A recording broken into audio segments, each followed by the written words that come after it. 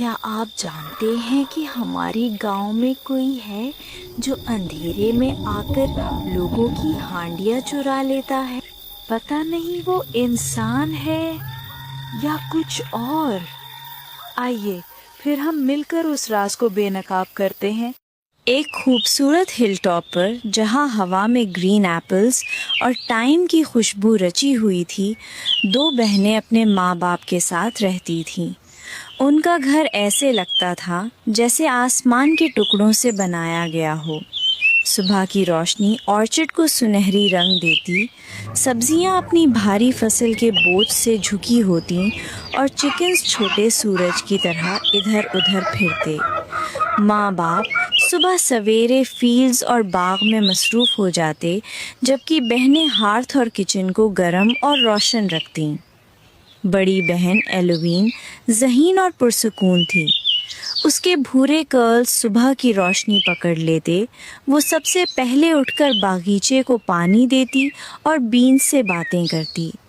چھوٹی بہن میرا ہنسی مذاق اور شرارت سے بھری ہوئی چکنز کو دانہ ڈالتی اور ساتھ ساتھ جوک سناتی۔ ان کی زندگی چھوٹی چھوٹی ایڈونچرز سے بھری ہوئی تھی، کبھی چاندنی رات میں ٹوٹی گیٹ کی مرمت، کبھی بھاگا ہوا گوٹ جو ساری وادی گھومتا، یا بٹر بریڈ جو اچانک غائب ہو کر ایک فاکس کے منہ میں ملتا۔ محبت اور یہ چھوٹے چھوٹے کمالات ان کی زندگی کو ایسے لپیٹتے جیسے نرم شال۔ ایک صبح جب ندی کے اوپر کی دھند آہستہ آہستہ ہٹ رہی تھی، ان کی ماں دروازے پر رکی، ہاتھوں سے مٹی صاف کرتے ہوئے اس نے نرمی اور تھوڑی سی سنجیدگی کے ساتھ کہا، بیٹیو، صحن سے پھلیاں توڑ لو اور انہیں پکا لو، ذرا مزیدار بنانا۔ تمہارے والد کو یہ کھانے کے وقت کھیت میں چاہیے، جب تیار ہو جائے تو ان کے پاس لے جانا۔ ایلوین اور میرا نے ایک ساتھ ہاں کر دی۔ ٹوکریاں بازوؤں میں لیے وہ بین کی بیلوں کے بیچ چلنے لگیں۔ ایلوین سب سے موٹے اور تازہ پھلیاں چن کر الگ کرتی، جبکہ میرا پھلیاں نکالتی اور ساتھ ساتھ ہنسی خوشی کوئی دھن گنگناتی۔ جب ٹوکریاں بھر گئیں تو وہ دونوں ندی کے کنارے گئیں، جہاں پانی پتھروں سے ٹکرا کر گنگناتا تھا۔ وہاں انہوں نے بینز دھوئے، یہاں تک کہ وہ چھوٹی چھوٹی سبز روشنی کی مانند چمکنے لگی۔ کاٹیج واپس آ کر ایلوین بینز کاٹنے لگے، جبکہ میرا ساس ہلا رہی تھی۔ ٹماٹر، جنگلی ہربز اور ایک سیکرٹ پنچ جس نے کچن کو خوشبو سے بھر دیا۔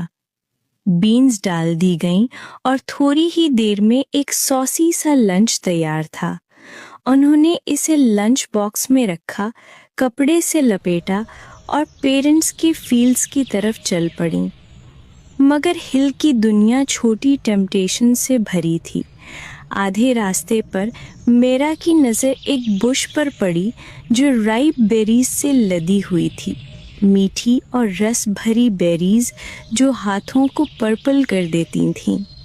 اس کے چہرے پر ایکسائٹمنٹ چھا گئی۔ بس ایک، اس نے کہا، اور دونوں بہنیں بیریز کھانے لگیں۔ لنچ باکس قریب ہی ایک پتھر پر بھول گئی اور ہنسی، رس بھرے چہرے اور وقت سب کچھ بھلا بیٹھے، یہاں تک کہ ویلی میں نون بیل بھی بج گئی۔ اسی دوران ایک دور کے کنگڈم میں ایک پیلس کھڑا تھا جو بالکل فولڈڈ کلاؤڈ جیسا دکھتا تھا۔ بادشاہ اور ملکہ اس کے بڑے ہال میں پریشانی کے عالم میں چکر لگا رہے تھے۔ ان کے سروں پر وہ ٹیپسٹریز جھول رہی تھیں جنہوں نے صدیوں کو گزرتے دیکھا تھا۔ بادشاہ کی پیشانی ایک تھنڈر کلاؤڈ کی طرح تھی۔ کیا اسے معلوم نہیں کہ وہ کون ہے؟ وہ ایک بادشاہ کا بیٹا ہے۔ اس کی بچگانہ حرکتوں سے میں تنگ آ گیا ہوں۔ میرا خیال ہے اب مجھے کچھ کرنا ہی ہوگا۔ وہ اپنے بیٹے پرنس کی بات کر رہا تھا، لیکن اس کی عجیب عادت کے بارے میں تو خود پیلس کے کوریڈورز بھی سرگوشیاں کرتے اور اندازے لگاتے تھے۔ شاید وہ رات کو ڈورز کھلا چھوڑ دیتا تھا تاکہ میوزک اندر آ سکے، شاید وہ لیٹرز انویزیبل انک میں لکھتا، یا پھر شاید چاندنی رات میں پیلس کے روزز کھا جاتا۔ بادشاہ نے کہا کہ بس اب بہت ہو گیا، جبکہ کوئین جو سختی اور نرمی دونوں کو پسند کرتی تھی خاموشی سے دیکھتی رہی۔ اس کی آنکھوں میں وہ سافٹ وری تھی جو ایک ساتھ کھونے اور بدلنے دونوں سے ڈرتی تھی۔ ایلوین اور میرا نے لنچ باسکٹ اٹھایا اور تیزی سے ان کھیتوں کی طرف بھاگی جہاں ان کے پیرنٹس کام کر رہے تھے۔ ان کی ہنسی راستے کے ساتھ ساتھ چلتی رہی، پھر دوڑ کی تھکن سے سانسیں تیز ہو گئیں۔ ایک اونچے درخت کے سائے تلے ان کی ماں نے پسینہ پہنچتے ہوئے تھکی مگر محبت بھری اسمائل کے ساتھ ان کا استقبال کیا۔ لنچ لے آئی ہو، اس نے کہا اور باکس پر لپٹی کپڑے کی گرہ کھولنے لگی، لیکن جیسے ہی ڈھکن اٹھایا اس کی اسمائل رک گئی۔ اندر نہ سوسی بینز تھیں نہ کرسٹی بریڈ، صرف ایک کاغذ کا چھوٹا سا ٹکڑا جسے نہایت صفائی سے تہہ کیا گیا تھا۔ وہ حیرت سے اونچی آواز میں پڑھنے لگی۔ میں قسم کھا کر کہتا ہوں کہ میں نے اپنی زندگی میں کبھی اتنا لذیذ کھانا نہیں کھایا۔ یہ کس حسین ہاتھوں نے بنایا ہے؟ سارا خاندان ایک دوسرے کو حیرانی سے دیکھنے لگا۔ نہ کوئی نام، نہ کرمز، نہ کوئی نشان، بس وہ نوٹ اور ساس کی مدھم خوشبو، جیسے کوئی ابھی ابھی وہاں سے گیا ہو۔ ایلوین کے ذہن میں پاسبلٹیز گھڑی کی سوئی کی طرح چلنے لگیں، جبکہ میرا کے سوالات اس کی بے تابی میں تیزی سے ابھر آئے۔ گھر لوٹتے وقت سب خاموش تھے۔ میرا سیدھی کچن میں گئی، مگر جیسے ہی ہانڈی کا ڈھکن اٹھایا، خالی، ایک قطرہ بھی باقی نہ تھا۔ اس نے ایلوین کو بلایا اور دونوں حیرت سے ایک دوسرے کو دیکھتی رہ گئیں۔ رات کو وہ باغ میں بیٹھی ستاروں کے نیچے فروٹ کھاتے اور سرگوشی میں چور کا ذکر کرتے۔ مرغیاں بھی اندھیرے میں ایسے ہل رہی تھیں جیسے کوئی سیکرٹ چھپا رہی ہوں۔ آخر کار وہ کمرے میں لیٹ گئیں۔ میرا نے کہا، "Who could it be؟ کمال ہے!" اور پھر دونوں سو گئیں۔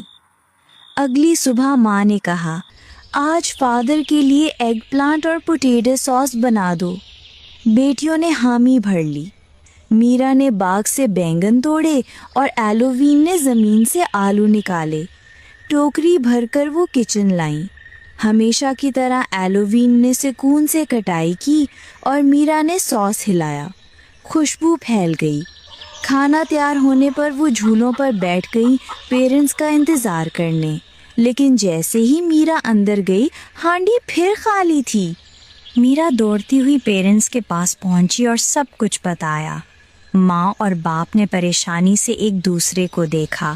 باپ نے آہستہ کہا، "شاید یہ کسی شرارتی روح کا کام ہے۔" یہ سن کر بہنوں کے دل میں خوف بھر گیا۔ اس رات میرا نے ایلوین سے کہا کہ وہ ساتھ سوئے کیونکہ وہ اکیلی رہنے سے ڈر رہی تھی۔ صبح ماں نے حکم دیا، "آج کیرٹ اور ایگ ساس بنانا۔" دونوں نے مان لیا۔ میرا نے باغ سے نارنجی گاجر نکالی اور ایلوین نے مرغی خانے سے تازہ انڈے اٹھائے۔ کچن میں میرا ساس ہلاتی رہی، مگر اس بار اس کے دل میں ایک پلان تھا۔ کھانا تیار ہوتے ہی وہ آہستہ سے کچن کی کبرڈ میں چھپ گئی اور انتظار کرنے لگی۔ کمرہ خاموش تھا۔ پھر اچانک ہلکی فٹ سٹیپس سنائی دیں۔ ایک سایہ نمودار ہوا، لمبا قد، کالا کلوک اوڑھے، چہرہ ہڈ میں چھپا ہوا۔ وہ دبے قدموں سے ہانڈی تک گیا اور ساس لنچ باکس میں ڈالنے لگا۔ میرا کی آنکھیں کھل گئیں، ہاتھ میں بھاری بیلن تھا۔ اس نے کلوکڈ فگر کے سر پر زور سے مارا۔ وہ لڑکھڑایا اور میرا چیختی ہوئی ایلوین کو بلانے لگی۔ اچانک ایلوین دوڑتی ہوئی آئی۔ سانس پھولے ہوئے میرا نے فرش پر پڑے وجود کی طرف اشارہ کیا۔ دونوں بہنیں جھک گئیں۔ سانس بے ترتیب تھی۔ کانپتے ہاتھوں سے میرا نے اس کے سر سے کالی ہوڑ ہٹائی اور پھر اس کی سانس رک سی گئی۔ وہ کوئی عام چور نہ تھا۔ ان کے سامنے ایک نوجوان تھا، نہایت حسین۔ लालटेन की रोशनी में उसकी रंगत दूध की तरह गोरी, माथे पर गिरते घुंघरियाले बाल और चेहरे के तराशे हुए मगर नर्म खदोखाल किसी शहजादे जैसे। बेहोशी में भी उसके चेहरे पर एक वक़ार और दिलकशी थी जिसने दोनों बहनों को हैरानो शशदर कर दिया। वो जिंदा है, एलोविन ने आहिस्ता से कहा। उसकी उंगलियां उसकी नब्ज पर टिकीं। मीरा ने घबराकर निगलते हुए कहा, जिंदा हो या नहीं, ये चोर है, इसे बांध दो। एलोविन ने सर हिलाया। दोनों बहनें उसके बेजान जिस्म को घसीटती हुई बाहर ले गईं। बार्न में एलोविन ने मजबूत रस्सी से उसे कुर्सी पर कसकर बांधा। मीरा उसके सामने खड़ी थी, चेहरा सफेद मगर आंखों में हिम्मत, हाथ में बेलन। उसने एक छोटा जग उठाया, पानी के चंद कतरे उसके चेहरे पर छिड़के। पहले तो वो हल्का सा जुम्बिश हुआ, फिर आहिस्ता से उसकी पलकें खुलीं और लम्हा ठहर सा गया। उसकी आंखें ऐसी हसीन कि जैसे उनमें कोई छुपा हुआ जहां बसा हो। वो मीरा को देखकर हल्का सा मुस्कुराया। एक पल को मीरा सब भूल गई, डर, गुस्सा, सब। फिर उसने आंखें बंद कर ली, सर एक तरफ झुकाया जैसे बेहोश हो। मीरा ने रस्सी को जोर से पकड़ा, आहिस्ता कहा, ये जाग रहा है, मुझे पता है।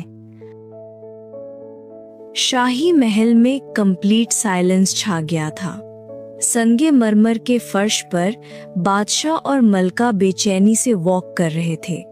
उनका बेटा शहजादा कई दिन पहले हंटिंग पर गया था मगर वापस ना आया।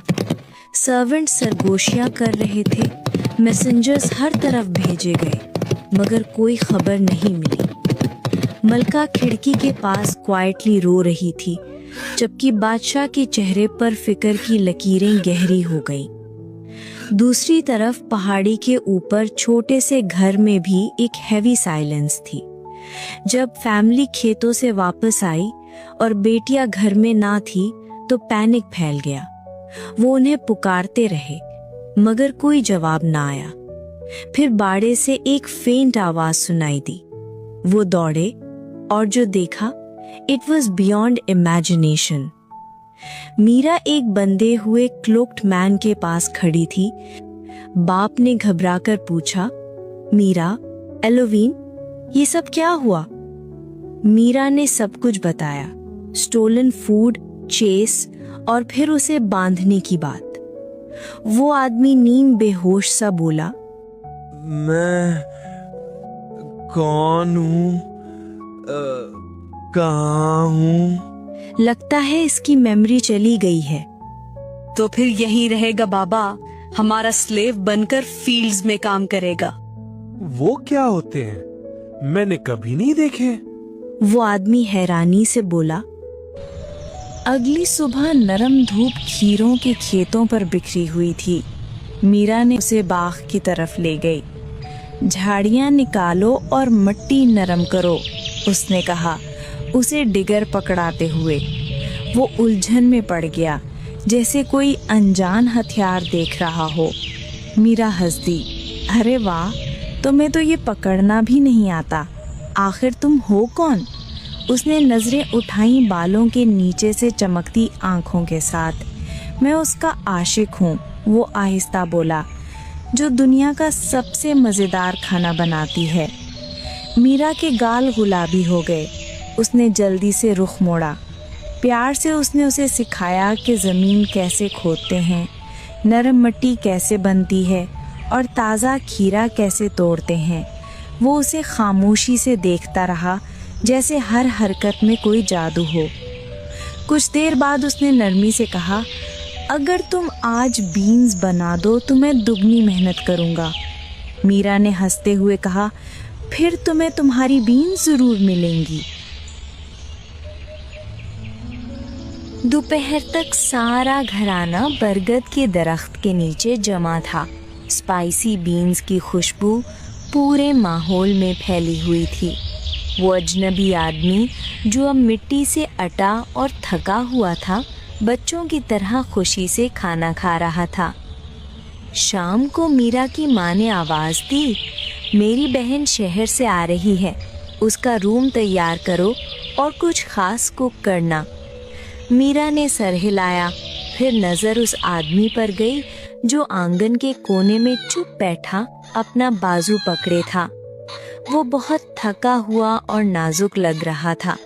मीरा के दिल में हल्की सी उदासी उतर गई। चुपचाप वो किचन में गई, चाय बनाई और उसके पास ले आई। वो ऊपर देखने लगा, नर्म लहजे में बोला, तुम बहुत ब्यूटीफुल हो और तुम्हारे हाथ बहुत प्रेशियस हैं। मीरा का दिल जोर से धड़का। उसने कप रखा और शर्माते हुए भाग गई। रात को खाला आ गई, रंगीन कपड़ों में, हंसती मुस्कुराती। वो मीरा के लिए मिरर एम्ब्रॉयडर्ड शॉल और आलोवन के लिए सुनहरे धागे वाली फ्रॉक लाई थी। बैठते हुए खाला ने गहरा सांस लिया। शहजादा अभी तक मिसिंग है। मलिका का दिल टूट गया है। मैंने मिन्नत की कि बस 2 दिन के लिए यहाँ आ जाऊं ताकि वो थोड़ा आराम करे। वो आदमी जो दरवाजे के पास खामोश बैठा था एकदम सुन्न हो गया। उसकी आंखों में एक साया सा उतरा। वो आहिस्ता से उठा और बगैर कुछ कहे वहां से चला गया। अगली सुबह मीरा को एहसास हुआ कि वो चला गया है। वो उसे ढूंढती रही। खीरों का बाग, बाड़ा, फलियों का खेत, गोभी की क्यारियां, मगर वो कहीं नहीं मिला। हर कदम के साथ उसका दिल और बोझल होता गया। दिन गुजरते गए। मीरा एक खामोश साया बन गई, चुप, उदास और खोई खोई सी। एल्विन अपनी बहन की हालत देखकर फिक्र में डूब गई। फिर एक दिन गांव में एक रॉयल अनाउंसमेंट गूंजी।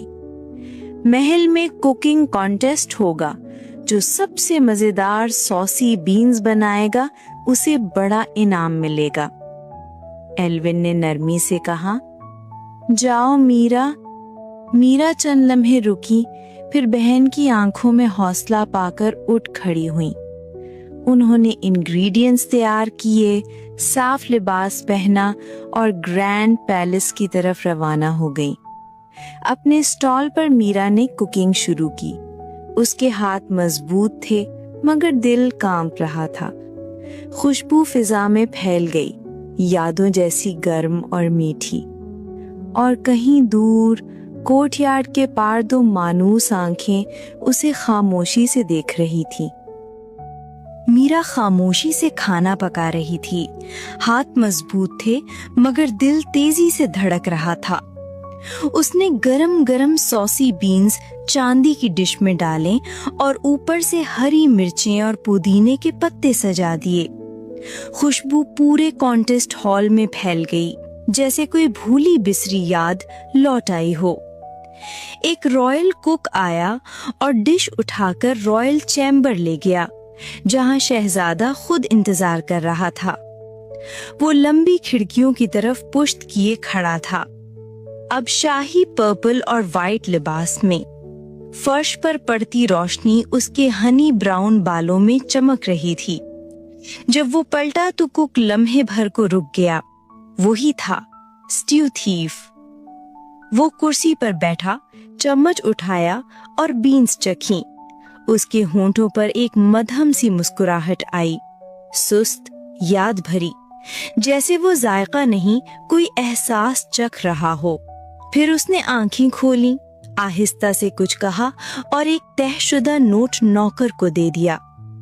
नोट मीरा के हाथ में आया। उसने देखा, सांस रुक गई। वही हैंड राइटिंग, वही अल्फाज। मैं कसम खाकर कहता हूँ, मैंने कभी इतना लजीज खाना नहीं खाया। कितने हसीन हाथ हैं जिन्होंने ये बनाया। मीरा का दिल जोर से धड़कने लगा। अभी वो कुछ सोच ही रही थी कि एक खादिम आया और बोला, शहजादा आपको बुलाते हैं। वो सुनहरी दरवाजों से गुजरती हुई एक रोशन कमरे में दाखिल हुई। वो शख्स दीवार की तरफ मुंह किए खड़ा था। जब पलटा, मीरा के आंसू खुद बहने लगे। तुम मुझे चाहते ही नहीं, तुम मुझे छोड़ गए। देखो मैं क्या बन गई हूँ। उसकी आवाज टूट गई। शहजादा आगे बढ़ा, नरमी से उसका हाथ थामा। मेरी बिलवड, तुम नहीं जानती मैं तुम्हारे बगैर कैसे जिया। वो उसे बादशाह के पास ले गया। बादशाह ने मुस्कुराकर कहा, मेरा बेटा हमेशा एक अजीब आदत का कैदी रहा है। जहाँ से जायकेदार खुशबू आती वहाँ से खाना चुरा लेता, मगर आज उसने वो लड़की पाली जिसके हाथों में असल जादू है। तुम खुशकिस्मत हो मेरी बच्ची, मेरा बेटा तुम्हें अपनी प्रिंसेस बनाना चाहता है। कुछ हफ्तों बाद शहजादे पहाड़ी कुटिया पर आया, जो पहले से भी हसीन लग रही थी। मीरा अपने वालिदैन और एलुइन के साथ खड़ी थी। हवा में हंसी घुल गई। जब शहजादे ने उसका हाथ मांगा, सब मुस्कुरा उठे, जैसे उन्हें वो दिन याद आ गए जब स्टू थीफ ने उनकी जिंदगी बदल दी।